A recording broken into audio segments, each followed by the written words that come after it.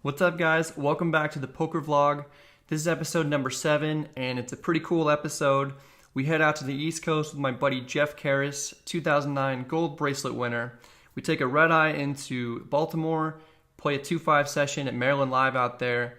Then we drive up to DC, where we played the brand new MGM National Harbor. It's a really nice casino. There's a ton of action. We play some big pots.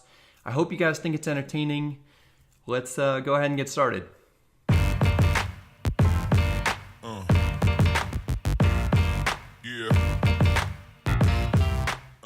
Just packing for the trip here. Got all kinds of stuff. I'm gonna miss you, bud.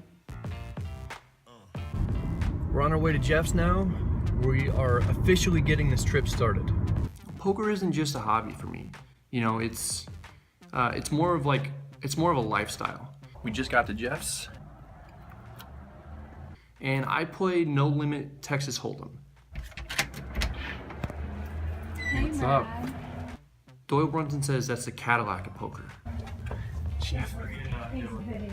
Oh yeah. Oh, God. Now, I don't know what that means necessarily exactly, but you know, I do try to keep that mindset in everything that I do. And that's why we fly Spirit, Cadillac, Bear Travel. What do we have to do? Yeah, here? boarding cards and IDs. That's exactly what I need. And would you say this is the Cadillac of airlines? Spirit? Pinto? More like the Pinto. Okay.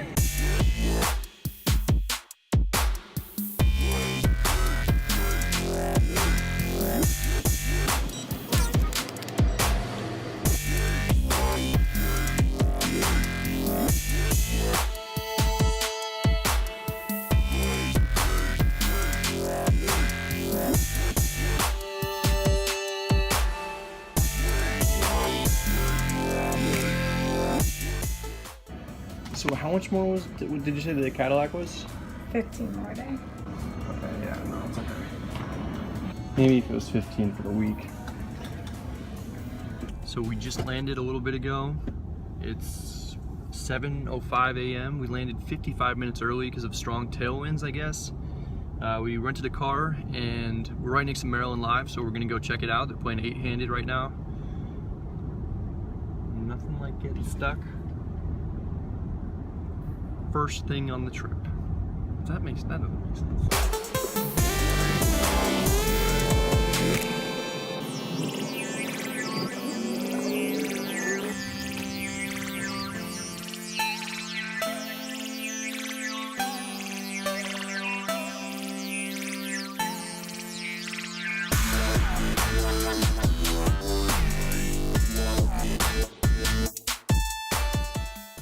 What's the max buy-in for 2-5? Max is 600. 600 max, yes. Cool. I'll get 600, please.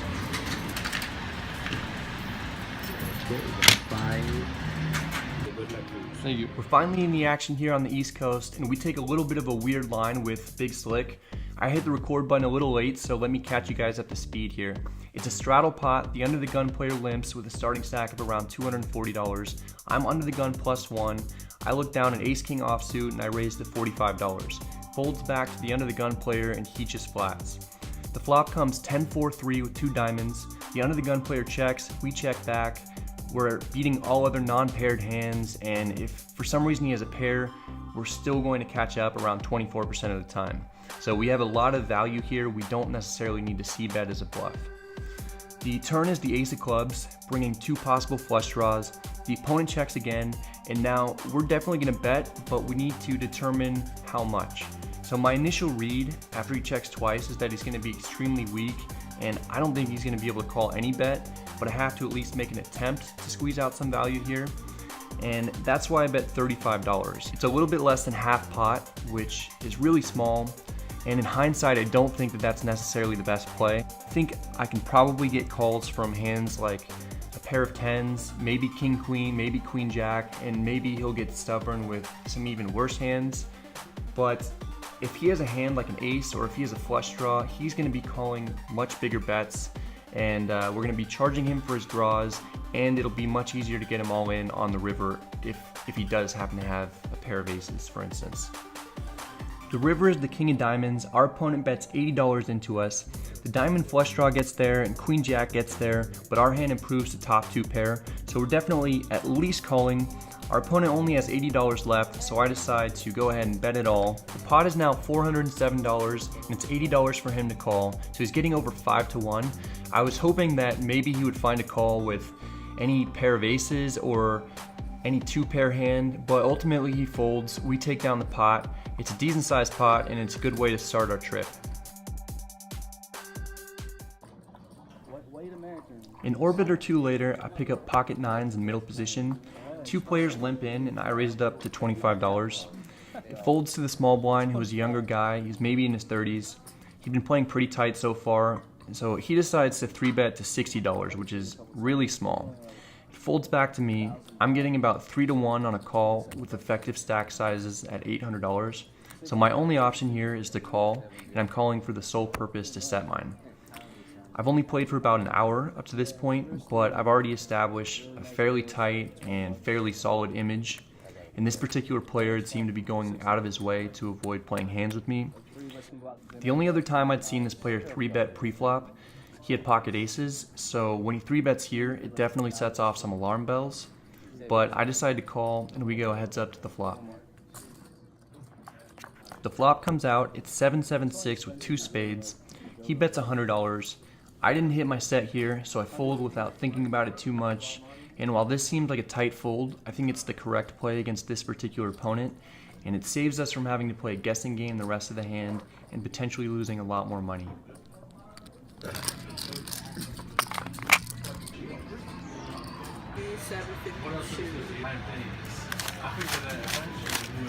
Well, I thought I heard John say that.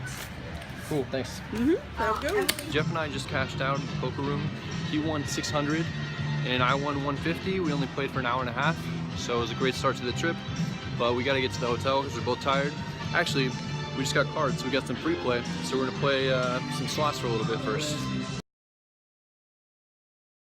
No idea. Just put this in here, this way? I don't know what I'm doing. I have 0 idea.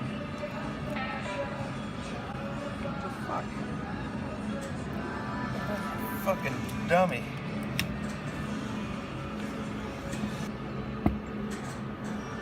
All right. Max bet.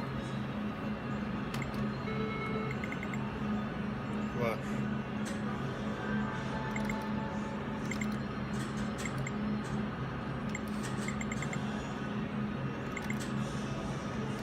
Look at you. What? It's cross and you're rich.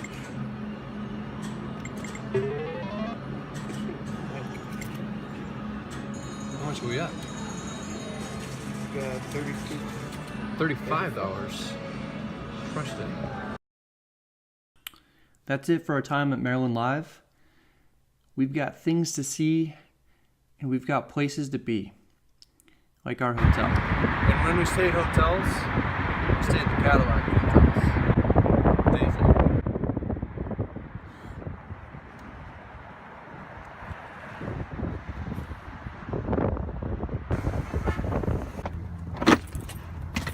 This is it, man. Home sweet home.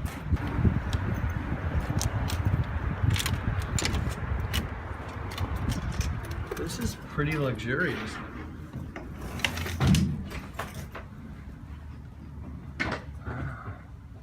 All right, we're heading out to MGM National Harbor for the second session of the day. Probably play all night.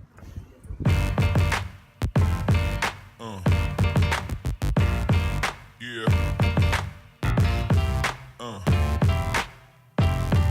Yeah. Yeah.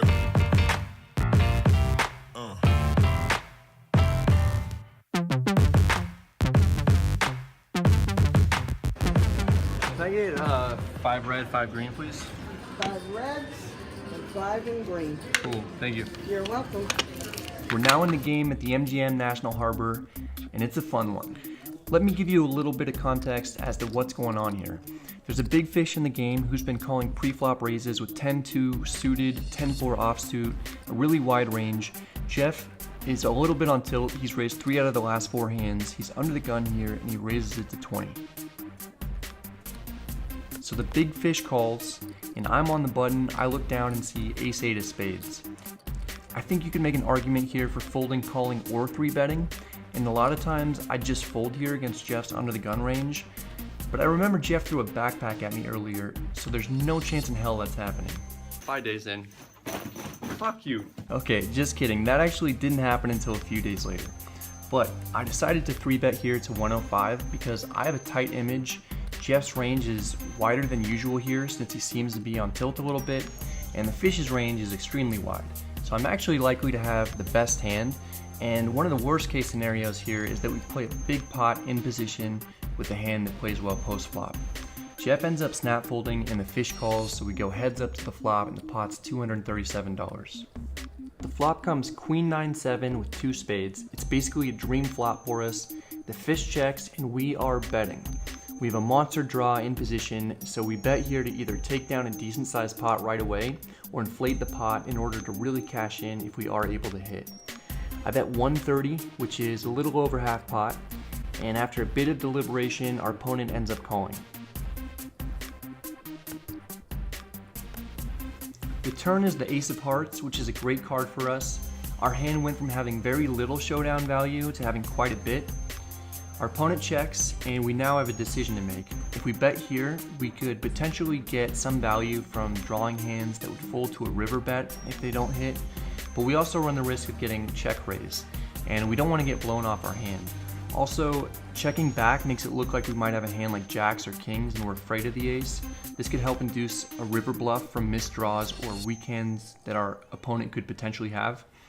So we check, the river comes out, it's the 9 of hearts. The opponent looks at my stack and then asks me how much I have left. And I'm really hoping he's gonna bet here with some kind of missed draw. There's no chance I'm ever folding after I check the turn. And he finally decides to check. So when people ask a question like that about your stack size and then follow it up with a check, it's usually used as a form of intimidation in order to deter you from betting. It means the opponent's probably weak, but might have some kind of showdown value, and there's no reason to be afraid of betting in this situation, but I just need to kind of determine the right bet size in order to get some extra value out of him. And I decided to bet $165, which is about 1/3 pot, and I'm hoping he might be able to call with a queen, or maybe he'll just get curious with a smaller pair. But unfortunately, he ends up folding. Still, it's a good pot to win, and we're off to a good start here at MGM. Here we look down at ace-4 offsuit on the button. Our buddy from the last hand limps in from the cutoff. And if he's calling pre-flop raises with 10-deuce offsuit, I can't imagine what his cutoff limping range looks like. All that I know is ace-4 is probably crushing it. I raise it up to $25. The blinds fold, and he decides to call. So we go heads up to the flop. The flop comes ace-8-5 with 2 spades. He checks. I decide to check it back. I'm only looking to get 2 streets of value out of a hand like this, so I'll mix it up with which street I check. But I like checking flop because it gives the fish another opportunity to bluff, and so far in the session he's been caught bluffing a few times. So we go to the turn. The turn is the deuce of clubs. He checks, and I bet small for value. I bet $20 into a pot of 57, and he ends up calling. The river is another ace, and he bets 30 into 97, which I took as a blocker bet. I raise it up to 80, and he ends up folding. At this point, we're up $300, and we're about to play the biggest pot of the night against the best player at the table, who has our $1,300 stack covered. This hand started when the under the gun player opened at 20. One player called in middle position, and the cutoff, who's an aggressive pro who'd been 3-betting quite a bit, raises it up to 100. So I look down at pocket aces in the big blind, and I decide to raise it to 275, and this gets everyone's attention. The under the gun player folds, the player in middle position folds, and then the cutoff thinks for a long time and decides to call. My range is extremely narrow here, and I think my opponent's range is really narrow here too. I think he probably has like 10s through kings here, maybe ace king, and I think he probably folds 10s through queens here even sometimes. We go heads up to the flop, and the pot is already $592. The flop comes Jack 8-5 rainbow, and this is a great flop for us. The only hand from the range that we put him on that beats us now is pocket jacks. So I decided to bet 325, and he thinks for quite a while, but ultimately he decides to call. And this really doesn't narrow his range down too much, except he probably doesn't have a hand like 10s anymore, and he probably doesn't have ace king anymore. But I expect him to have jacks through kings a huge, overwhelming majority of the time here. The turn is a queen. This is the worst card in the deck for us. Not only are we losing to 6 of the 12 likely combinations of hands we've narrowed his range down to, but the half of his range that we do beat is going to have a really hard time calling any bet, since kings beat virtually nothing other than a bluff at this point. So I decided to check, and in hindsight, I think I should only actually be checking if I plan on folding. And to be honest, in real time as this was happening, I wasn't sure what I would do if he bet. The pot is a massive $1,242 and I only have $700 left. I don't see how he'd ever be betting here without a set. There's just no reason for a one pair hand to do that. But luckily he checks back and I start feeling really good about my hand again. The river comes out, it's another 5. This pairs the board, but it's essentially a complete blank. I feel strongly that I'm in the lead here, so I need to bet, but I'm not sure if he'll even be able to call a bet with kings, as crazy as that sounds.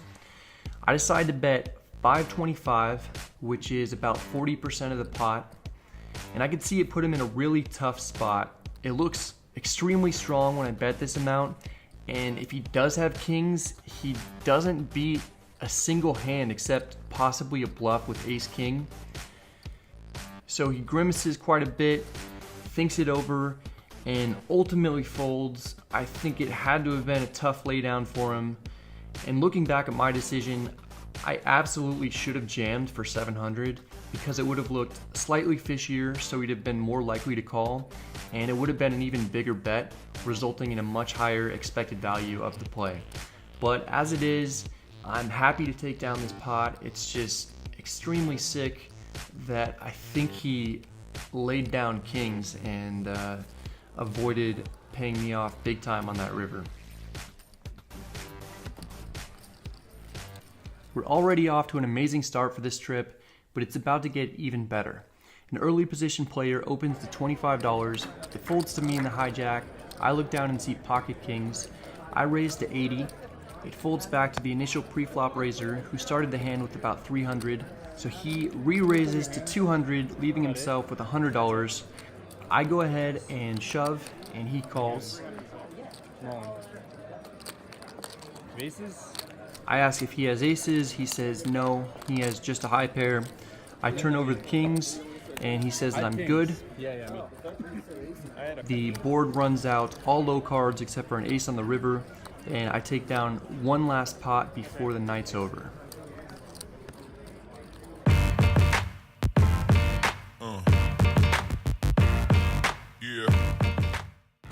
It's our second session of the day today. We're running really, really well. It's almost 1 a.m. We're up about $1,300 in this session, and then we won $150 earlier, and plus we won like another $35 in free play. So we're up around $1,450 for the trip so far, which is great. So I'm gonna cash out, book a win today, and hopefully carry this momentum forward into the next couple of days.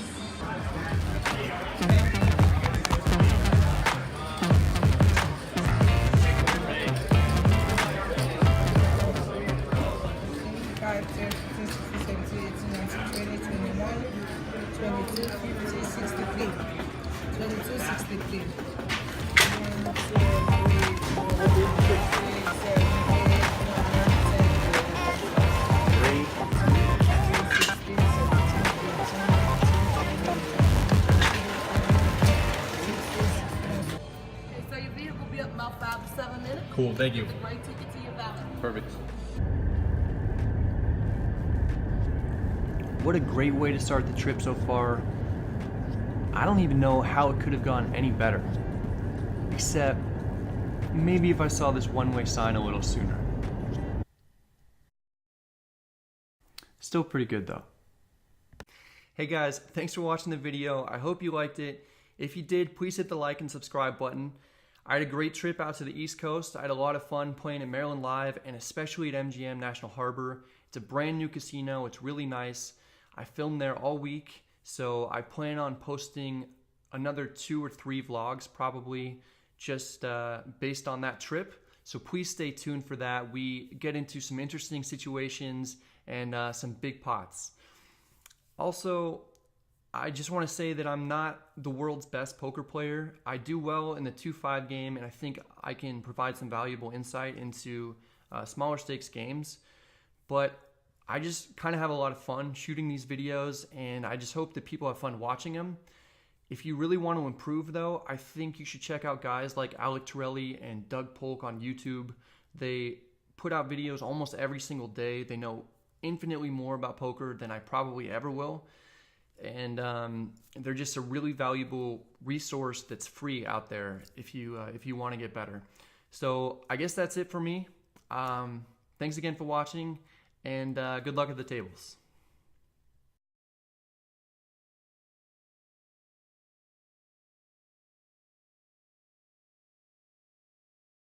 This guy Ganks just posted up a new poker vlog, so we'll go ahead and check that out.